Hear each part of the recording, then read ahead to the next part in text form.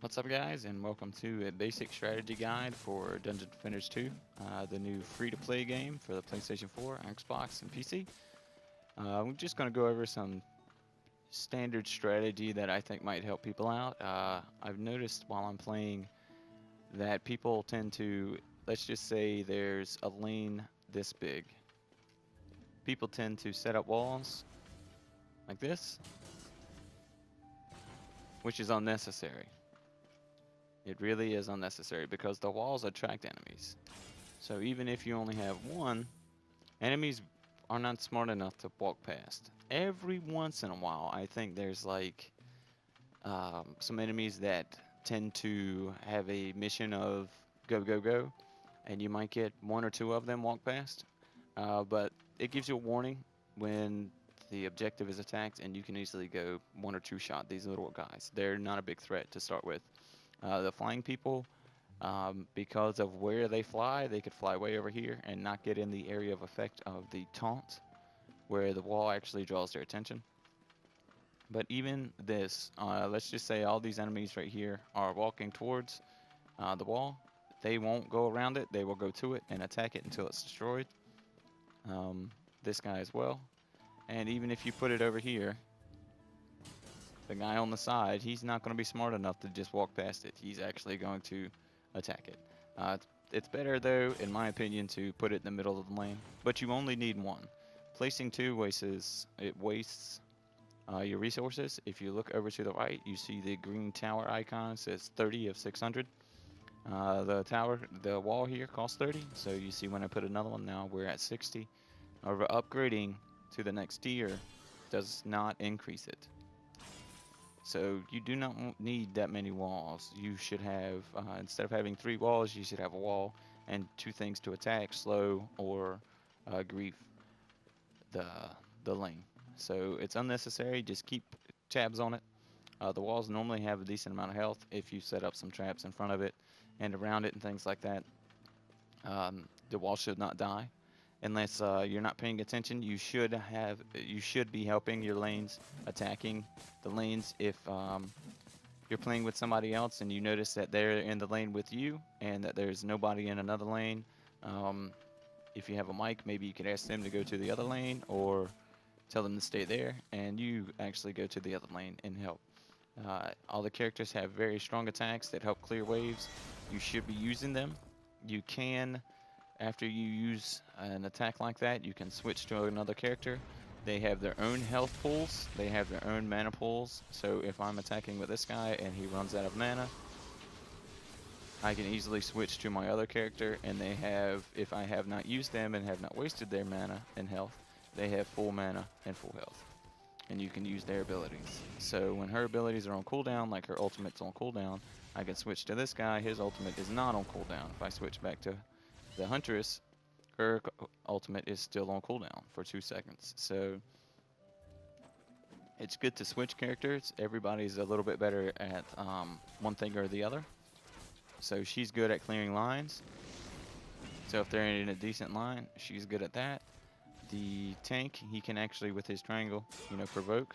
So if your wall's taking a lot of damage and you want to just pull some people off, or you see some bombers, you can actually run up to them and taunt them. Or you can use his AoE, which deals a decent amount of damage and stuns them, giving you time to actually DPS them down before they get to your wall. So what I like to do is have a few defenses behind the wall. So let's just set up maybe this one because of its range. You can set, if you set it really, really close, like that, it will take bomb damage when bombs are thrown at the wall. It will take damage. I don't know if it takes the brunt of the damage, but it will. So you always want to put it behind the wall at least. If you set it off to the side, it tends to really take AoE damage, especially if they hit like the ground right here with their bombs. So if this is right here, even though they'll be attacking the wall, they might throw a bomb here, and the bomb's AoE will hit this, so it's not safe. So setting it back just a little bit from max range, and as you can see, it still attacks the enemies. It's no big deal. It still attacks them. I like to set up flammers in front of the walls. That way, any enemy in this area attacking the wall is taking damage. The Huntress, her trap, her 80 trap, is actually really good to put right in front of the wall. But it's got a decent range, so you don't have to put it right in front of the wall because the AoE will be large. And just pay attention to your energy on everything. Make sure you repair it at the end of every round, because as these things go off, for some reason in this training session, this is not reducing the energy while it attacks, but it will in the game. This will reduce the energy in here. So if I put one over here, you'll see it goes to 66 as it activates, and it stays active for a while, and it deals damage relatively fast. Once it goes away, you'll see the 66 go to 65. And if I put the wall here, this is a little bit about what I'm trying to get across here. If you put this right in front of here, anybody in this area attacking this wall is taking that constant, really, really heavy damage. You can see it's dealing 5,000 damage, which is absolutely great because it hits them so fast. But it does cost 80, so you have to pay attention to that. On heavier lanes, if you have a lane that's starting to get in the orange or the red area, I actually like to put a wall back here and some light defenses like the flame aura. And then in front of this, in the flame aura, I actually like to put the training dummy, so a second wall, because you're going to have, they have to come destroy this because it attracts their attention, and once this is destroyed, then they can come to this. You can do 2 walls if you want. You can do 2 dummies if you want. There, you know, it's kind of depends on the equipment you have on them. Depending, you know, on that, one might be better than the other, or personal preference. And then, you know, with this guy, with the training dummy, I like to make sure he's in the middle of a lot of stuff. So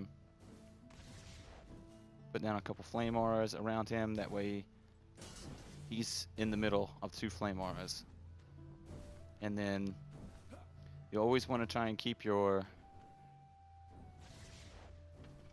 anything that attacks, you want to try and keep it away from the enemy attention, enemy bombs and things like that.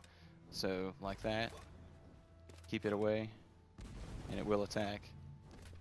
And then the mage's tower, you can keep it away too, though its range is not long enough to hit them. If they're in front of this wall, it will hit them though. But if they hit the wall with bombs, then that takes no damage. You can use things like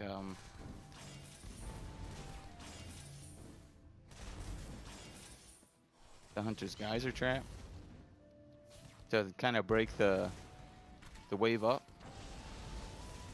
Because when you get 10,000 people attacking this thing, it goes down pretty quick. So, and it's a little harder for you to kill them all at once.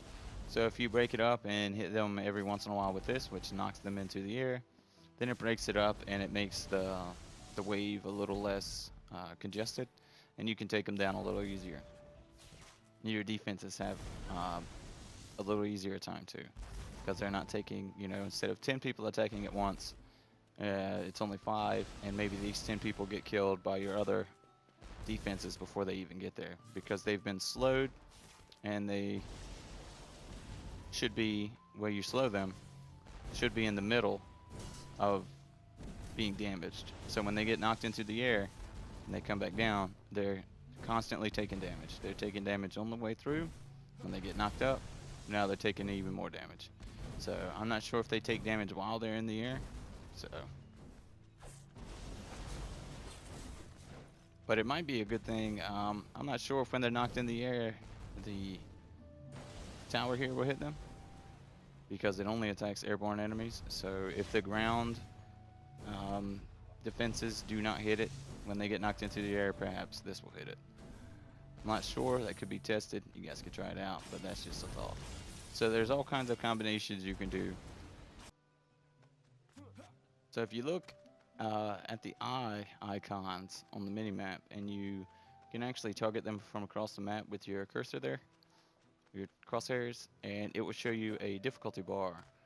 Lighter blue is the easiest, and as you get harder and harder in the levels and further in the campaign or the chaos levels, you will see they start to get darker, and bosses are red flashing bars. And they look a little different. Their bars are thinner than the other difficulty bars, and they're red and they flash. That's where a extremely difficult character is going to come out. It's normally a boss, or in some cases, a wave of kobolds. That it's nothing but kobold bombers, I guess is what you call them. So just pay attention to that, and if it's a difficult lane, you need to put a few more defenses in there.